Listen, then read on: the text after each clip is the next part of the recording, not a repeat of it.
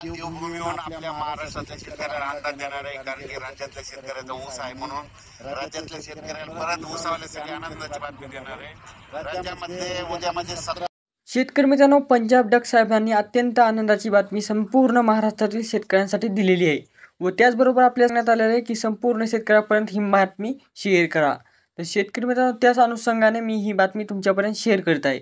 शेतकरी मित्रांनो, महाराष्ट्रातील कानाकोपऱ्यातील शेतकऱ्यांसाठी आनंदाची बातमी आहे, कारण की उद्या 17 मे पासून अत्यंत महत्त्वाचा हा पावसाचा अंदाज आहे, जो की तुमच्यापर्यंत मी शेअर करणार आहे। त्याआधी नवीन असताना चॅनलला सबस्क्राईब करा।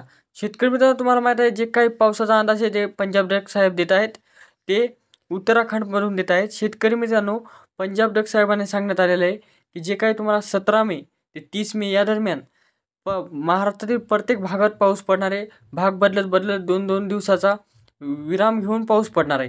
त्याचबरोबर शेतकरी मित्रांनो, हा पाऊस पडता असताना वाऱ्यासह पाऊस पडणार आहे व त्याचबरोबर हे पाऊस विदर्भ, पश्चिम महाराष्ट्र, दक्षिण महाराष्ट्र, मराठवाडा, खानदेश, त्याचबरोबर कोकण किनारपट्टी ह्या पाऊस महाराष्ट्रातील प्रत्येक ठिकाणी हा पाऊस पडणार आहे।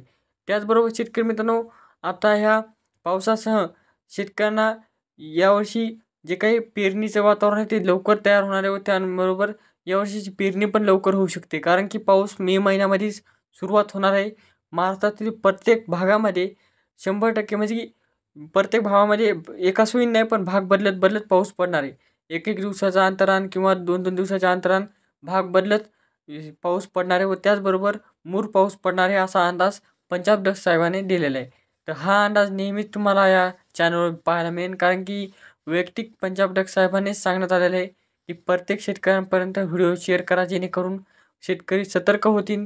शेतकऱ्यांची काही पिकं असतात, कांदा किंवा इतर कोणते पिकं झाकून ठेवायचे ते शेतकरी झाकून ठेवतील, त्याची सोय लावतील, जेणेकरून शेतकऱ्यांचं नुकसान होणार नाही। तर शेतकरी मित्रांनो, हा पंजाब डक साहेबांचा अंदाज होता।